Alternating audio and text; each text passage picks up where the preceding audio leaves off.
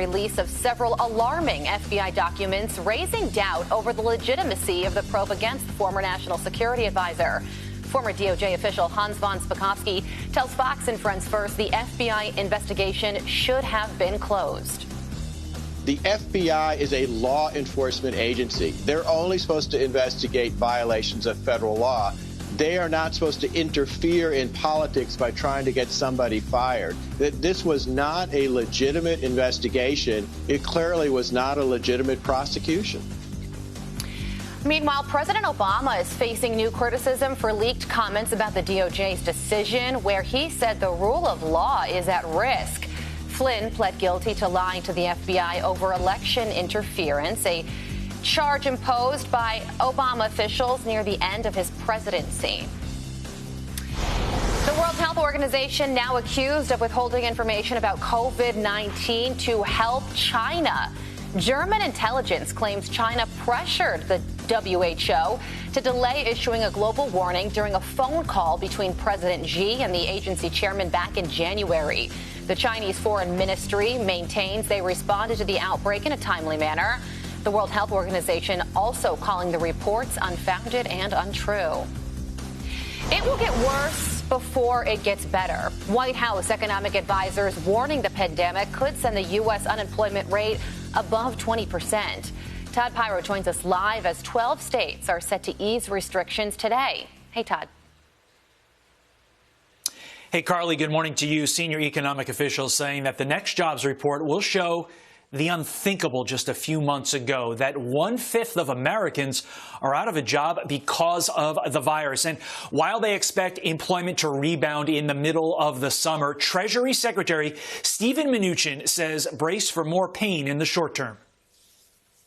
The reported numbers are probably going to get worse before they get better, but that's why we're focused on rebuilding this economy. We'll have a better third quarter, we'll have a better fourth quarter, and next year is going to be a great year. I think there's a considerable risk of not reopening. You're talking about what would be permanent economic damage to the American public. Meantime, another day, more states reopening certain services across the country. As for the types of businesses allowing customers back in today, the list is highlighted by restaurants, barbershops and hair salons, and manufacturing. Governors like Ohio's Mike DeWine acknowledging the life and death balancing act they're forced into every day.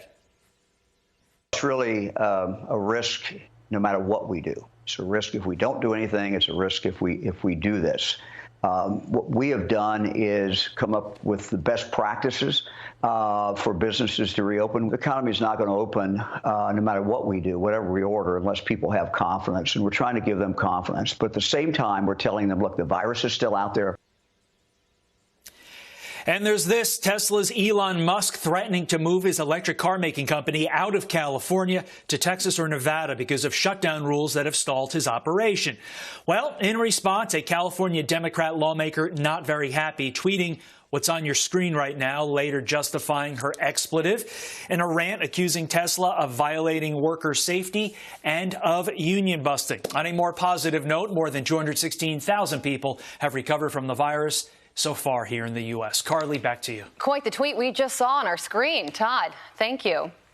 All right, meantime, new guidelines for travelers to help limit the spread of coronavirus take effect today. Passengers are now required to wear face coverings at all times inside Los Angeles International Airport. Amtrak also mandating passengers cover their nose and mouth while in stations and on trains. The only exception are when eating in designated areas or seated alone. A volunteer doctor returning from helping with the COVID-19 outbreak in New York City is blasting United Airlines for a packed flight. The cardiologist sharing this photo on a flight out of Newark, New Jersey to San Francisco, describing passengers as scared and shocked to see the airline not practicing social distancing. United previously claimed it was blocking all middle seats. Not the case in that picture. The company claims it has taken steps to address the issue. Listen to this. Hollywood icon Jerry Stiller, and the longtime actor and comedian, has died. Stiller's career started in the 1950s with his late wife, Ann Mira. He's best known for his roles in Seinfeld and The King of Queens. His son, Ben Stiller, announcing the news on Twitter. fans sending their love on social media. Roberto writes, loved him in so many great roles, especially Arthur on The King of Queens. Very sad news. Gary says, what a sad loss. He was simply hilarious, a true icon, legend, forever missed. And Tamara sends her well wishes, tweeting, oh no, not Jerry. My sincerest condolences to the whole Stiller family. Jerry Stiller was 92 years old. Country musician Travis McCready is set to hold the first socially distant concert.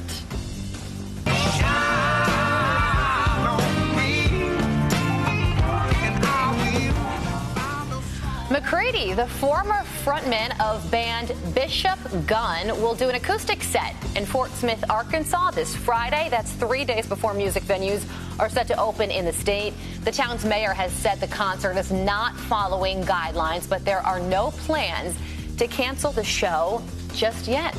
So the show will go on in Fort Smith. Those are your top headlines. I'm Carly Shimkus with your Fox News update on Facebook Watch.